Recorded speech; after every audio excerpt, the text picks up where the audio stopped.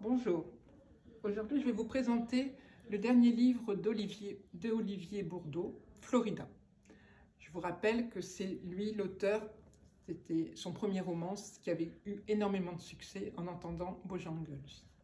Alors là c'est tout à fait autre chose, c'est l'histoire d'Elisabeth. Le jour de ses 7 ans, sa mère lui offre, l'a inscrit à un concours de mini-miss.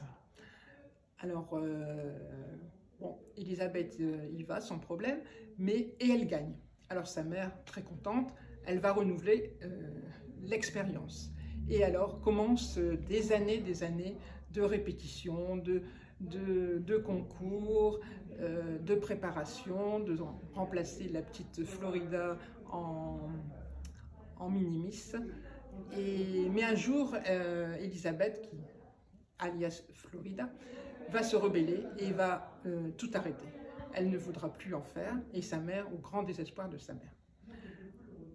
Et Florida, Elisabeth, donc, elle ne pardonnera jamais à ses parents, et surtout à sa mère, de lui avoir volé son enfance. Et elle n'aura de cesse de se venger.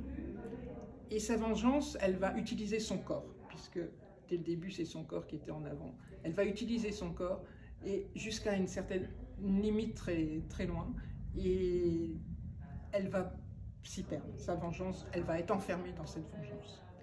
Alors c'est un roman assez dur, c'est évidemment une satire du culte du corps et aussi d'une société tournée que vers l'apparence. C'est grinçant, c'est dérangeant, c'est vrai. On n'en sort pas indemne de ce livre.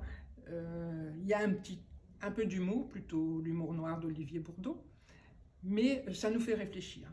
Il faut dire qu'heureusement en France, ces concours de mini-miss sont interdits à moins de 16 ans, mais malgré tout, les réseaux sociaux, les selfies sont bien toujours dans l'apparence, et il faut faire attention à ça.